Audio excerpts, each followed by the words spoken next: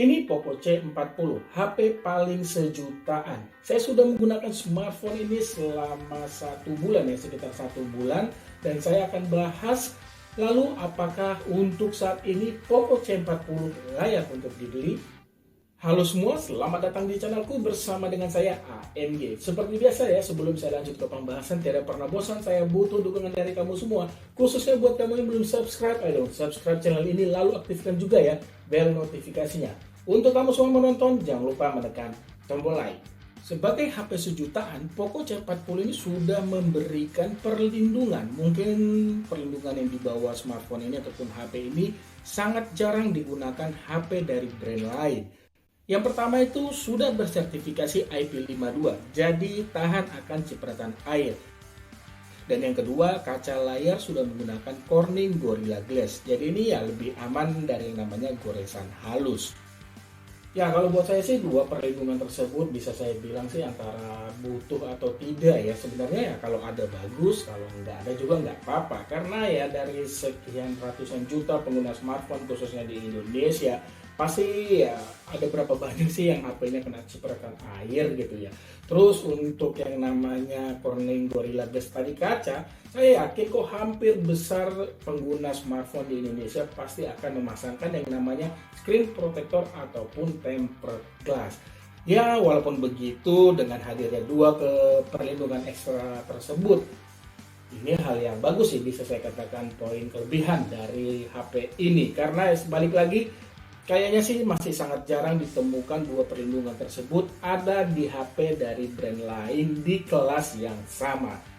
Tapi nih ya, walaupun HP ini sudah diberikan dua perlindungan ekstra ya, tapi saran saya tetap kamu harus menambah perlindungan ekstra lagi. Karena dalam paket penjualan ini tidak diberikan yang namanya case ataupun tidak dipasangkan yang namanya screen guard pada layar. Berarti kamu harus membeli dua aksesoris tersebut. Ya, tujuannya supaya HP ini lebih terlindungi. Di HP ini ada yang bagian yang hilang sih kalau menurut saya dibandingkan Poco ataupun produk Xiaomi ya. Karena kan Poco masih satu naungan dengan Xiaomi, yaitu tidak tersedianya infrared. Ini teknologi jadul yang kadang dibutuhkan sebagai pengganti remote AC, TV atau barang elektronik lainnya. Nah, kalau kamu juga membutuhkan yang namanya NFC ya, jelas HP ini bukan menjadi pilihan untuk dibeli. Sebagai HP 1 jutaan, Poco C40 hadir membawa layar terbilang luas 6,71 inch dengan model dot drop. Layar seluas ini memang memberikan nilai lebih saat menikmati konten karena terlihat lebih lapang. Tapi dikarenakan layar yang luas, mengoperasikan HP ini harus menggunakan dua tangan. Dari sisi tampilan sih masih terlihat oke. Warna layar khas panel IPS itu tidak terlihat pucat dan ketajaman resolusi HD Plus tidak menjadi masalah. Sayang ini ya, layar yang luas ini tidak didukung security level layarnya itu Wi-Fi L1, melainkan yang disematkan ini L3. Jadi kamu tidak bisa menikmati konten ataupun nonton film streaming Netflix ataupun sejenisnya ya dalam kualitas HD. Pindah ke bagian belakang, Poco C40 membawa desain khas Poco, tetap memberikan kotak hitam besar di atas dengan finishing glossy. Saat dipegang, material plastik yang dibawa tidak terasa murahan. Dipadu finishing seperti kulit membuat HP ini terlihat menarik dan kesan beda saat digenggam. Keuntungan finishing seperti ini membuat HP itu tidak akan mudah licin dan tidak mudah meninggalkan sidik jari. Pada back cover akan menemukan lingkaran hitam sebagai sensor sidik jari saat membuka kunci layar. Respon baca sih termasuk cukup cepat dan akurat. Kekurangannya HP ini tidak diberikan sensor pemindai wajah ya. Ya kalau buat saya sih sensor tersebut terkadang ya di momen-momen tertentu tuh akan berguna untuk membuka kunci layar. Hal yang paling berbeda dari smartphone ini dibandingkan brand lain ya itu pada sisi performanya, karena chipset yang digunakan itu bukan Snapdragon, bukan Exynos, bukan MediaTek ataupun bukan Uni SoC ya. Jadi ini Poco C40 hadir menggunakan chipset JLK JR510 dipadu CPU-nya octa-core. Ada dua varian, RAM 3GB dengan storage 32GB dan RAM 4GB dengan storage 64GB. Untuk unit saya ini RAM 4GB, tersedia RAM virtual 1GB. Jika kapasitas storage terasa kurang, bisa menambahkan micro SD tanpa harus mengorbankan salah satu slot SIM tray. Secara keseluruhan, performa HP ini masih bisa diandalkan menjalankan aplikasi-aplikasi ringan seperti sosial media ataupun nonton YouTube. Diajak main game sebenarnya sih masih cukup nyaman. Game sekelas Mobile Legends bisa dimainkan pada pengaturan paling tinggi, refresh rate high, dan grafiknya itu ultra. Saat saya main game tersebut pada pengaturan paling tinggi nih ya, di awalnya sih nyaman, tapi mulai masuk pertengahan ataupun pada saat momen-momen perang, langsung deh HP ini sedikit kewalahan. Sampai-sampai jendela notifikasi menurunkan pengaturan grafik game itu muncul. Jadi saya coba turunkan grafik dengan berbagai simulasi. Jadi saya merasakan game tersebut nyaman dimainkan pada pengaturan refresh rate low, grafiknya itu medium, dan HD mode-nya juga aktif. Sekarang saya pindah ke bagian kamera. Poco C40 membawa dua buah kamera belakang dan satu kamera depan. Untuk HP 1 jutaan, fitur-fitur kamera yang dibawa ini tergolong lengkap. Termasuk ada mode pro dan time lapse, bisa juga mengatur speed dan durasi perekaman.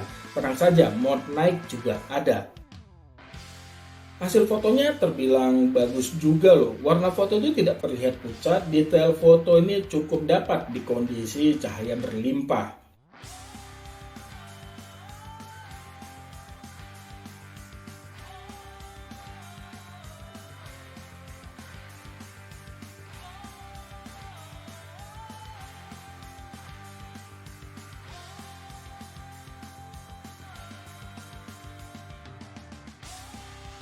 Kalau pada cahaya seadanya ataupun mendekati gelap ya standar saja sih, tapi ya bagusnya di sini warna fotonya itu tidak menurun. Jadi ini ya menjadi khas HP 1 jutaan.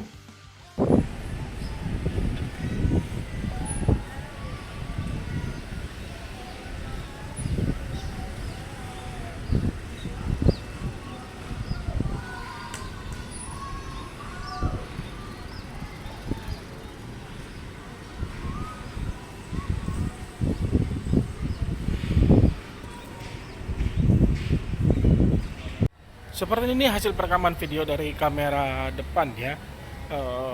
Resolusinya Full HD 30 frame per second, sama seperti perekaman video dari kamera belakangnya. Nah, untuk perekaman videonya ini baik dari kamera depan ataupun belakang tidak disematkan yang namanya EIS ya, atau meredam guncangan. Nah, jadi kalau kamu merekam menggunakan smartphone ini ya, jadi usahakan tanganmu ataupun ya intinya tidak banyak guncangan lah, supaya menghasilkan video yang enak dilihat. Di bagian audio, Poco C40 hadir membawa satu buah speaker yang ditempatkan di sisi bawah. Power audio yang dihasilkan ini terasa cukup kencang dengan kualitasnya ini ya, kalau buat saya sih tidak terlalu mengecewakan ya, masih hal yang wajar sih untuk HP 1 jutaan. Ini dia contoh audio dari speaker Poco C40. Warna fotonya itu tidak pucat, tangkapan foto luas dan detailnya ini saya suka banget karena terlihat oke banget loh. Hasil foto di kondisi cahaya seadanya juga termasuk kategori bagus. Warna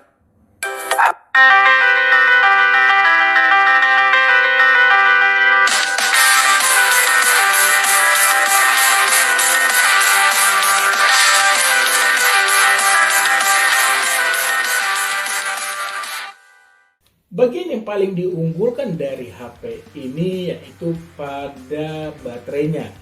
Besar banget, 6000 mAh, dan untuk daya tahan baterainya ini benar-benar sangat bisa diandalkan. Penggunaan saya diselingi bermain game sekitar 1,5 jam nih ya. Screen on time yang dihasilkan itu tembus loh 8 jam lebih. Sementara pengisian daya baterainya ini sudah support 18 watt. Tapi untuk merasakan fast charging 18 watt, kamu harus beli charger tambahan. Charger yang tersedia dalam paket penjualan hanya support 10 watt saja. Selama penggunaan sih saya nggak pernah menggunakan charger bawaan ya. Di sini saya sering menggunakan charger 18 watt dari Ecom. Mengisi baterai dari 7 hingga 100% membutuhkan waktu 2 jam 25 menit. Mengisi baterai dari 7 hingga 99% membutuhkan waktu 2 jam 33 menit. Dimana kondisinya ini saat saya mengisi kapasitas baterai itu, pasti tingkatan brightness saya buat tingkat mentok ke kiri dan mode pesawatnya itu saya aktifkan. Sekarang masuk ke kesimpulan. Berarti saya katakan Poco C40 ini bukan buat kamu yang senang bermain game. Dalam arti ya termasuk game-game sekelas Mobile Legend. Nyaman sih nyaman, tapi ya tetap yang namanya itu patah-patah pasti terjadi. Cari aja yang lebih bagus lagi dari sisi performa di harga yang serupa. Dan selama saya menggunakan HP ini sekitar 1 bulan, menurut saya Poco C40 ini lebih dikhususkan untuk penggunaan santai, lebih sosial media, atau bisa dijadikan sebagai HP keduamu. Dan ini lebih cocok buat kamu juga yang kerjanya lebih banyak di luar. Salah satu contohnya itu driver ojol. Saya pernah menggunakan navigasi dari HP ini, terbilang akurat ya. Ya memang sih kondisinya masih kategori jalan-jalan agak besar, belum yang gang-gang sempit banget gitu. Dalam arti tidak bisa dimasukin mobil, bahkan hanya motor saja, itu pun satu juga. Itu saya belum pernah. Tapi untuk jalan-jalan besar, navigasinya terbilang akurat. Lalu apakah Poco C40 ini memang layak untuk dibeli ya? Kalau buat saya sih untuk saat ini, kalau kamu ingin mencari membeli HP di harga 1 jutaan, sekitar 1,7 hingga 1,8 ya, Poco C40 bukan menjadi pilihan, masukkan saja daftar listmu ya.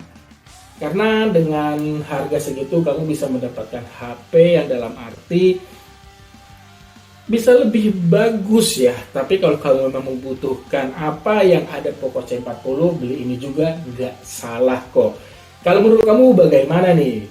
Boleh ya untuk share ataupun tulis pada kolom komentar di bawah. Itu aja deh yang bisa saya bagikan di video ini. Terima kasih banyak ya sudah menonton, dan mohon maaf nih bila ada kekurangan di video ini. Punya kritik saran jangan ragu menulisnya pada kolom komentar di bawah. Like ya jika kalian suka video ini. Sampai ketemu di video saya selanjutnya. Akhir kata saya pamit.